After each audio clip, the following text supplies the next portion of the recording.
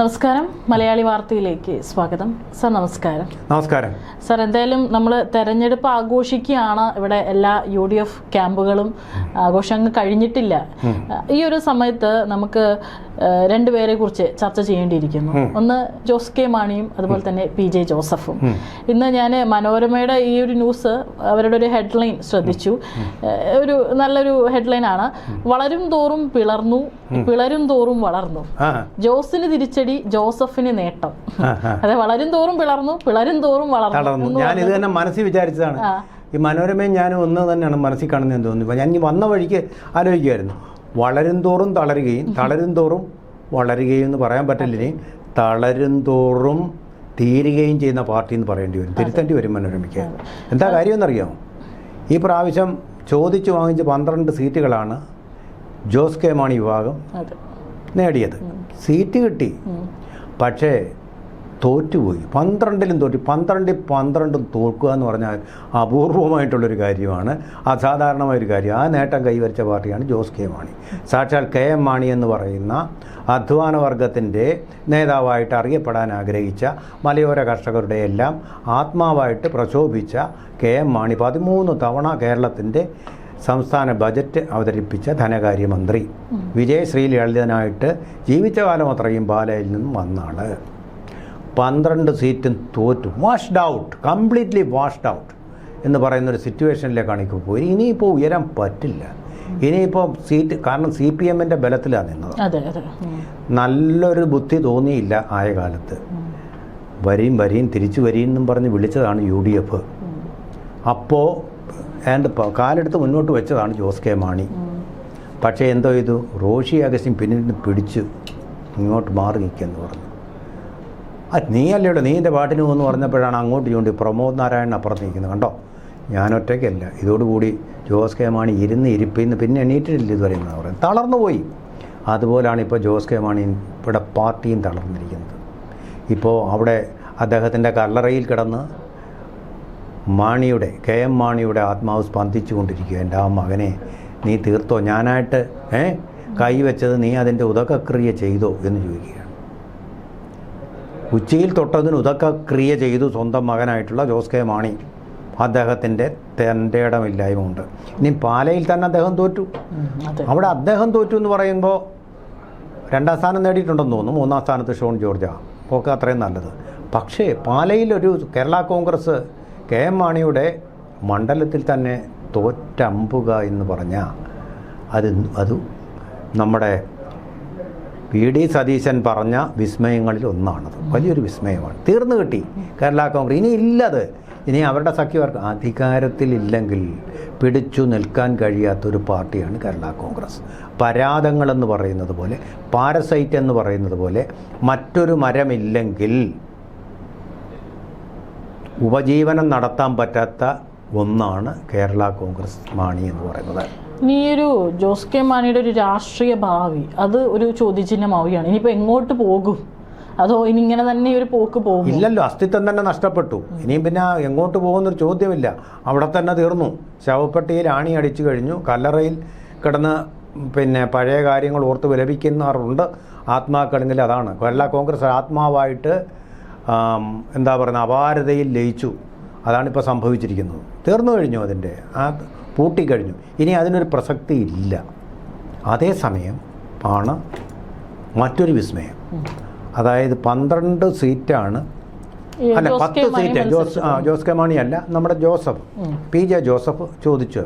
ഇത്തിരി കൂടുതൽ ചോദിക്കുന്ന ആളാണ്. നല്ലൊരു 10 സീറ്റ് ചോദിച്ചു. 10 സീറ്റ് ചോദിച്ചിട്ട് അവിടുന്ന് 2 കുറച്ചു. 8 സീറ്റേ കൊടുത്തുള്ളൂ. 8ൽ 7 ജയിപ്പിച്ചുകൊണ്ട് വലിയൊരു വിസ്മയം അദ്ദേഹം തീർത്തു. അതിലൊന്നെന്ന് പറയുന്നത് സ്വന്തം മകനാണ്, അപ്പു ജോസഫ് എന്ന് പറയുന്ന ആൾ. ഇപ്പം ഇങ്ങോട്ട് രാഷ്ട്രീയത്തിലോട്ട് വന്നതേ ഉള്ളൂ. ഇന്നലെ വന്ന ആളാണ്, ഇന്നലെ കുരുത്ത തകരയാണ്.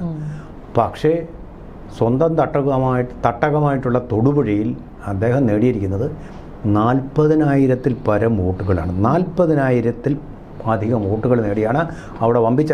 അത് വലിയ അത്ഭുതമൊന്നുമില്ല, കാരണം അദ്ദേഹത്തിൻ്റെ അച്ഛനും അതുപോലെ ഭൂരിപക്ഷം ഉള്ള മണ്ഡലമാണ് തൊടുപുഴ. പക്ഷേ നമ്മളിവിടെ ആ വൈരുദ്ധ്യം നോക്കണം. വമ്പിച്ച ഭൂരിപക്ഷത്തിൽ പാലായിൽ ജയിച്ചിരുന്ന KM മാണിയുടെ മകൻ അവിടെ തോറ്റു എന്ന് പറഞ്ഞാൽ തോറ്റേ ഉള്ളൂ. 3-ാം സ്ഥാനമായാലും 2-ാം സ്ഥാനമായാലും തോറ്റെടുത്ത് അതുകൊണ്ട് ജോസഫ് ഉയർന്നു എന്ന് പറഞ്ഞാൽ ജോസ് കെ മാണി കുളമായി. മറ്റേത് അതായത് പി ജെ ജോസഫ് ഒരു കുന്നായിട്ട് അല്ലെങ്കിൽ മഹാമേരുവായിട്ട് മാറി.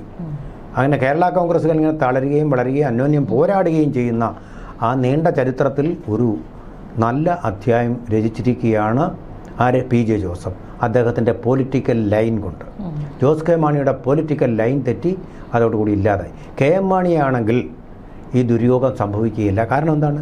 കെ എം മാണി പറയുന്നതിനപ്പുറം പോയില്ല റോഷി അഗസ്റ്റിൻ. ഇപ്പോൾ കഥ എന്തായി? റോഷി അഗസ്റ്റിനും തീർന്നു, ഇനിയും അയാളുടെ മന്ത്രിസ്ഥാനവും പോയേ.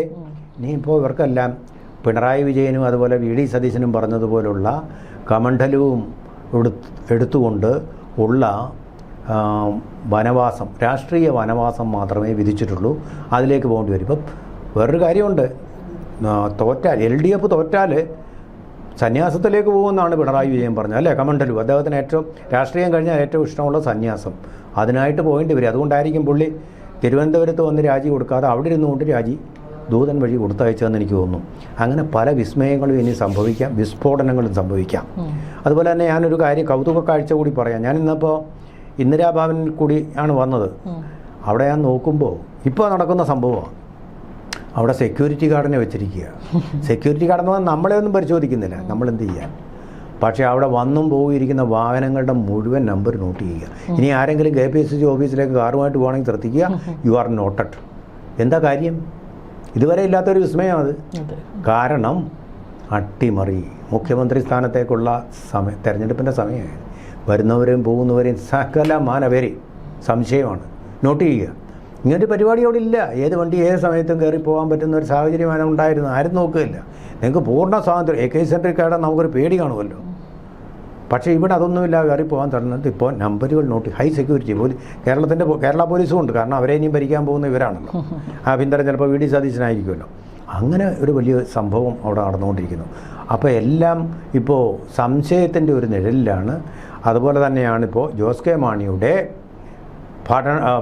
രാഷ്ട്രീയ തുടർച്ച. മിക്കവാറും അദ്ദേഹം നല്ല ജോലി ഉണ്ടായിരുന്ന ആൾ അതിലേക്ക് തന്നെ തിരിച്ചു പോകുന്നതാണ് അദ്ദേഹത്തിന് ഭേദം. ഇനി നാണം കെട്ടി ജനങ്ങളെയും ഒക്കെ അഭിമുഖീകരിക്കാതെ അദ്ദേഹത്തിൻ്റെ MP സ്ഥാനത്തിൻ്റെ കാലാവധി കഴിയുന്നതോടുകൂടി അദ്ദേഹം നിഷ്പ്രഭനായി തീർന്നു, ഒന്നുമല്ലാതായി തീർന്നു. കേരള കോൺഗ്രസ് ഇനിയിപ്പോൾ കേരള കോൺഗ്രസ്സുകാരുടെ അണികളുടെ ഒരു ഗുണമെന്ന് പറഞ്ഞാൽ അധികാരത്തിൻ്റെ കൂടെ അവരെപ്പോഴും നിൽക്കാറുള്ളൂ. അധികാരം കിട്ടുന്ന പ്രതീക്ഷയിലേ നിൽക്കാറുള്ളൂ. ആ പ്രതീക്ഷ ഇപ്പോൾ നഷ്ടപ്പെട്ടിരിക്കുകയാണ്. അതുകൊണ്ട് ഇനിയൊരു തിരിച്ചൊരു പിണറായി വിജയൻ ഉണ്ടാവില്ല എന്ന് പറയുന്നത് പോലെ തന്നെ ജോസ് കെ മാണിക്കും ഉണ്ടാവാൻ പോകുന്നില്ല. കാരണം ഇവരെ അപ്രസക്തരായി. ഇനി ആരെങ്കിലും ഇവരെ വിളിക്കുമോ ഞങ്ങളുടെ കൂടെ പോരാൻ? നിങ്ങളവിടെ നിന്നു തീർന്നു എന്ന് പറയും അല്ലേ? ഇന്നലെ റിസൾട്ടൊക്കെ വന്നപ്പോൾ പി ജെ ജോസഫ് മാധ്യമങ്ങളോട് പ്രതികരിച്ചപ്പോൾ അദ്ദേഹം പറഞ്ഞതാണ്, ഇനി കേരളത്തിൽ ഒരു കോൺഗ്രസ് മാത്രം മതി, കേരള കോൺഗ്രസിനെ സ്നേഹിക്കുന്നവരെല്ലാം മടങ്ങി വരണം, ജോസ് കെ മാണി ഉൾപ്പെടെ ആർക്കും തെറ്റ് ഏറ്റു പറഞ്ഞ് തിരികെ വരാമെന്നാണ് അദ്ദേഹം പറഞ്ഞിരിക്കുന്നത്. അതായത് പി ജെ ജോസഫ് ഇന്നലെ റിസൾട്ടൊക്കെ വന്നപ്പോൾ അദ്ദേഹം മാധ്യമങ്ങളെ കണ്ടപ്പോൾ പറഞ്ഞു, തെറ്റ് ഏറ്റു പറഞ്ഞിട്ട് ആർക്കും വേണമെങ്കിലും തിരിച്ചു വരാം, അതിപ്പോൾ ജോസ് കെ മാണി ആണെങ്കിലും വരാം എന്നുള്ള ഒരു സ്റ്റേറ്റ്മെന്റ്. അത് അദ്ദേഹം കളിയാക്കി പറഞ്ഞതാണോ എന്നറിയില്ല. ഏതായാലും അദ്ദേഹം അങ്ങനെ പറഞ്ഞിട്ടുണ്ട്, ആർക്ക് വേണമെങ്കിലും തിരിച്ചു വരാം എന്നുള്ളത്. അപ്പം അദ്ദേഹത്തിന് പ്രതികാരം ചെയ്യാനാണ് തിരിച്ചു വിളിച്ചത്. കാരണം പണ്ടൊരിക്കലെ കേരള കോൺഗ്രസിൻ്റെ യോഗം, സംയുക്ത കേരള കോൺഗ്രസ്, അതായത് വിഭജിതമല്ലാത്ത അവിഭജിതമായിട്ടുള്ള കേരള കോൺഗ്രസിൻ്റെ യോഗം നടത്തുമ്പോൾ പി ജെ ജോസഫ് അവിടെ വന്നപ്പോൾ എല്ലാവരും കൂടെ കൂക്ക് വിളിക്കുകയും അദ്ദേഹത്തെ ആക്ഷേപിച്ചു വിടുകയും ചെയ്ത സംഭവം ഉണ്ടായിട്ടുണ്ട്. അങ്ങനെ സംഭവിച്ചു. അതിന് പ്രതികാരം ചെയ്യാൻ വേണ്ടിയാണ് ഇങ്ങനെ വിളിക്കുന്നത്. ആർക്ക് വേണമെങ്കിലും വരാൻ പോകാമെന്നൊക്കെ പറയുന്നത് തന്നെയല്ല, അദ്ദേഹത്തിൻ്റെ മകനെ അടുത്ത മന്ത്രിയാക്കാൻ വേണ്ടിയുള്ള ശ്രമം കൂടിയാണ്. അപ്പോൾ അവിടെ മാക്സിമം ജോസ് കെ മാണി ഒരിക്കലും അദ്ദേഹം അടുപ്പിക്കില്ല. കാരണം മറ്റൊരു അധികാരസ്ഥാനമായി മാറും. റോഷിയെ അടുപ്പിക്കത്തില്ല. അണികൾക്കെല്ലാം ഇങ്ങ് പോരാമെന്നാണ് ഉദ്ദേശിക്കുന്നത്. അത് നടക്കും. നേതാക്കളെ മാത്രമേ പ്രവേശിപ്പിക്കാതിരിക്കൂ. അത് UDF പ്രവേശിപ്പിക്കില്ല. ചതിയന്മാർ, ഒറ്റുകാർ എന്നൊക്കെയാണ്. അവിടെ CPM-നോടൊപ്പം നിന്ന് UDF കിട്ടാവുന്ന പത്തനംതിട്ടയിലെയും കോട്ടയത്തെയും എറണാകുളത്തെയും ഒരു പരിധി വരെ, ഇപ്പോൾ പിന്നെ ചാലക്കുടി ഉണ്ടല്ലോ, തോമസ് ഉണ്ണിയാടൻ ജയിച്ച സ്ഥലം, അതുൾപ്പെടെ CPM-ന് ഒറ്റുകൊടുത്ത പാർട്ടിയായിട്ടാണ് അന്ന് അവർ ഈ പിന്നെ ജോസ് ഗ്രൂപ്പിനെ വിശേഷിപ്പിച്ചത്. അതുകൊണ്ട് തന്നെ ഒരിക്കലും അടുപ്പിക്കുകയില്ല നേതാക്കൾ. ഇപ്പോൾ ജോസഫ് പറഞ്ഞതിന് വലിയ പ്രസക്തിയില്ല, കോൺഗ്രസ്സാണ് ഇത് തീരുമാനിക്കേണ്ടത്. മുന്നണിയുടെ നായകൻ എന്ന് പറയുന്ന കക്ഷിയെ നയിക്കുന്ന ആൾക്കാർ തന്നെ പറയേണ്ടി വരും. പിന്നെ കേന്ദ്രത്തിൻ്റെ ഒരു അനുമതിയും കൂടെ വേണ്ടി വരും. തൽക്കാലം അങ്ങനെയൊന്നും ഉണ്ടാവില്ല. അങ്ങനെ അണികൾക്ക് രക്ഷപ്പെടാം. അവർക്ക് മാറി ഇപ്പം മെമ്പർഷിപ്പ് കാർഡ് മാറിയാൽ മതി. സാർ, ഇവിടെ നമ്മുടെ സർക്കാരിൻ്റെ പ്രത്യേക ഡൽഹിയിലത്തെ പ്രതിനിധി KV തോമസിൻ്റെ അവസ്ഥ എന്തായിരിക്കും? വളരെ പ്രധാനപ്പെട്ട ഒരു ചോദ്യം. ഞാൻ പിന്നീടാണ് ഓർത്തത്, അദ്ദേഹം ഇനി എന്ത് ചെയ്യും? ഡൽഹി തുടരുമോ അതോ ഇങ്ങോട്ട് വരുമോ? വീണ്ടും വേണമെങ്കിൽ തിരുതാ ഡിപ്ലോമസി ഒന്നുകൂടെ അദ്ദേഹത്തിന് ആവർത്തിക്കാൻ പറ്റും.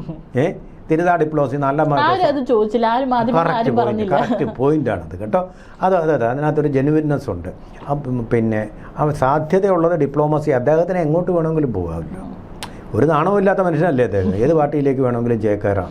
ആദർശങ്ങളെ അടിയറ വെക്കാനും മടിയില്ലാത്ത ഒരു പ്രൊഫസറാണല്ലോ അദ്ദേഹം. പ്രൊഫസർ പദവിക്ക് തന്നെ നാണക്കേടാണെന്നുള്ളത് വേറൊരു കാര്യം. തരം പോലെ അത് ശരിക്കും നല്ല വഴക്കമുള്ള മെയ്വഴക്കമുള്ള മീനിനെ പോലെ, മനസ്സിലായില്ലേ? അതുപോലൊരു മനുഷ്യനാണ് അദ്ദേഹം. ചില മീനുകളുണ്ട് കടലിൽ താമസിക്കും, കരയിൽ വന്ന് മുട്ടയിടും.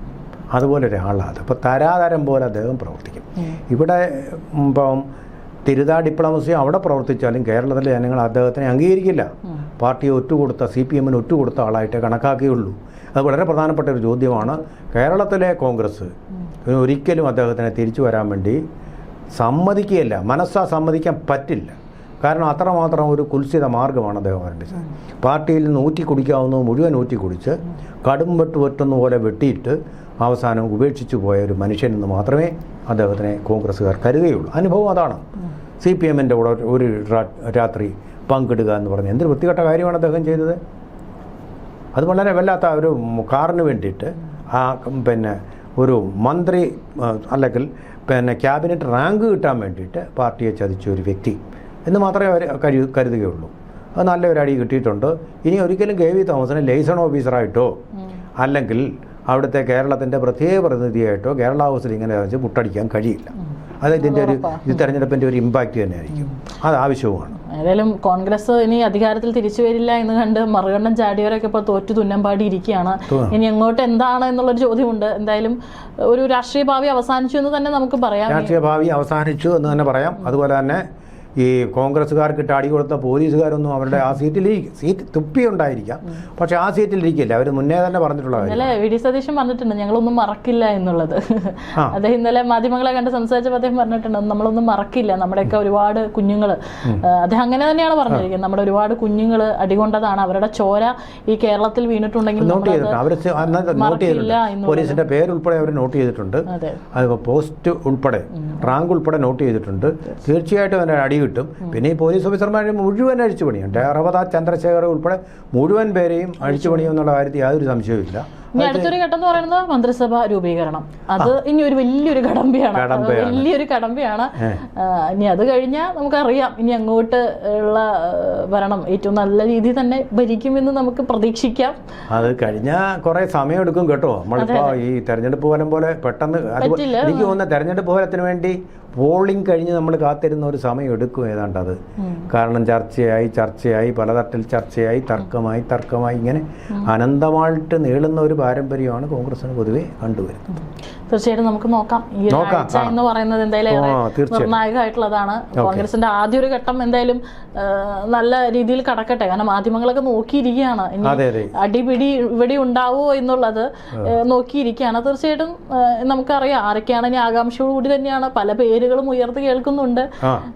ഇതിനപ്പുറമുള്ള വിസ്മയങ്ങൾ സംഭവിക്കുമോ? അതെ, സതീശൻ പറഞ്ഞ പോലെ ഇനി എന്തൊക്കെ വിസ്മയങ്ങളാണ് ഇനി കാണാൻ കാത്തിരിക്കാം. നമുക്കും ഇനി എന്തായിരിക്കും അടുത്ത ദിവസങ്ങളിലൊക്കെ നടക്കുന്ന ചർച്ചകളും അതുമായി ബന്ധപ്പെട്ട് വരുന്ന വാർത്തകൾ എന്താണെന്ന് നമുക്കും അത് കഴിഞ്ഞ് നമുക്ക് വീണ്ടും കാണാം. അതുവരേക്കും ഊഹാപോഹങ്ങൾ ഇങ്ങനെ പ്രചരിപ്പിച്ചു. അതെ അതുവരേക്കും നമസ്കാരം.